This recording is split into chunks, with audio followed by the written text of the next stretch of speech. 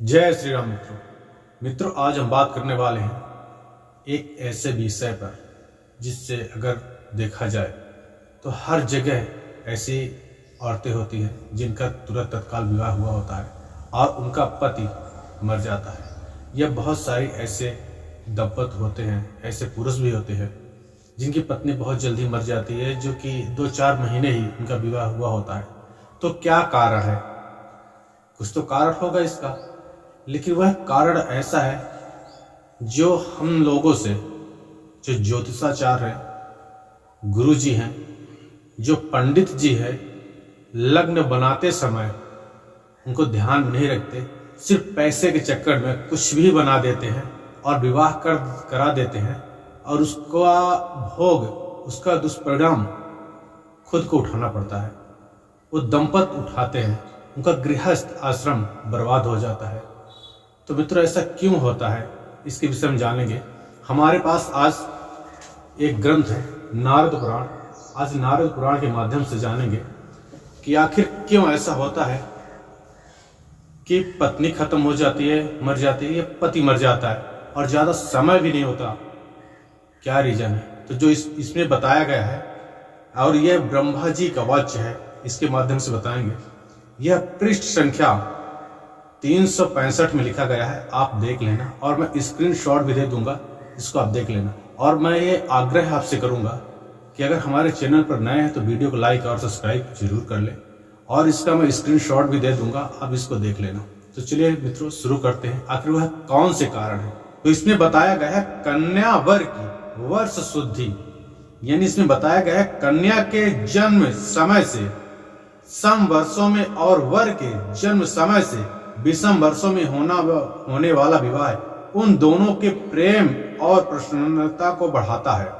यानी जिस वर्ष में कन्या का जन्म हुआ हो और जिस वर्ष में उसका विवाह होना है वह सम वर्ष होना चाहिए, और वर का जिस वर्ष में जन्म हुआ हो और जिस वर्ष में उसका विवाह होना है वह विषम हो, तो वो पति पत्नी को प्रेम बढ़ाने वाला होता है। अगर यहीं पर कहीं उल्टा हो गया, इसमें विपरीत कन्या के विषम और वर के सम वर्ष में विवाह वर कन्या दोनों के लिए घातक होता है।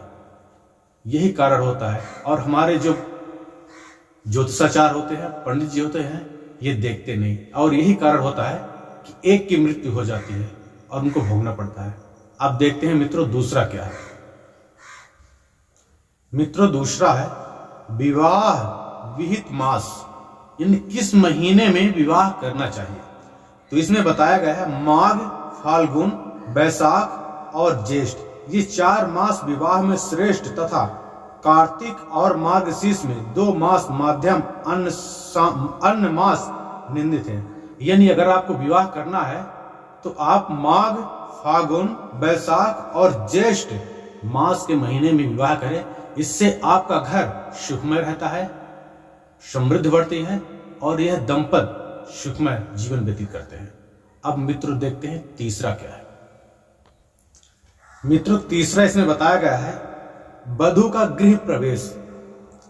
अगर आप विवाह के बाद तुरंत, यानी किस मुहूर्त में, किस दिन अगर घर पर उस वधू को लाते हैं तो आपके घर में सुख समृद्धि होगी। तो इसमें बताया गया है विवाह के दिन से 6, 8, 10 और 7वें दिन में वधू प्रवेश, पति गृह में प्रवेश हो तो वह संपत्ति के वृद्धि करने वाला होता है।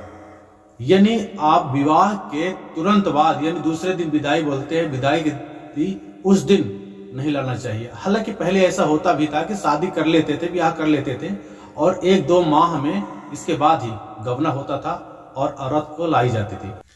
मित्रों आप जान लेते हैं एक ऐसे विषय में, इसमें बताया गया है जो हर एक इंसान गलती करता है, और पंडित जी खुद गलती करवाते हैं। जो ज्योतिषाचार्य हैं वो खुद गलती करवाते हैं, रोकते टोकते नहीं, और हर एक इंसान अपनी सुविधा के लिए ये गलती करता है। इसमें साफ साफ लिखा है और बताया गया है पुत्र का विवाह करने के बाद 6 मासों के भीतर पुत्री का विवाह नहीं करना चाहिए। इसमें बताया गया है कि अगर आप अपने पुत्र का विवाह करते हैं तो 6 महीने के भीतर अपनी पुत्री का विवाह ना करें। एक पुत्र या एक पुत्री का विवाह करने के बाद दूसरे पुत्र का उपनयन भी नहीं करना चाहिए। इसमें लिखा है कि अगर एक पुत्र और एक पुत्री का विवाह करते हैं तो किसी एक पुत्र का उपनयन नहीं करना चाहिए। फिर लिखा है इसी प्रकार एक मंगल कार्य करने के 6 माह के भीतर दूसरा मंगल कार्य नहीं करना चाहिए। लिखा है अगर आप 6 महीने के भीतर जिसे आप मंगल कार्य कर चुके, शुभ कार्य कोई किए हैं, तो 6 महीने के अंदर कोई मंगल कार्य नहीं करना चाहिए, नहीं तो इससे अनिष्ट होता है।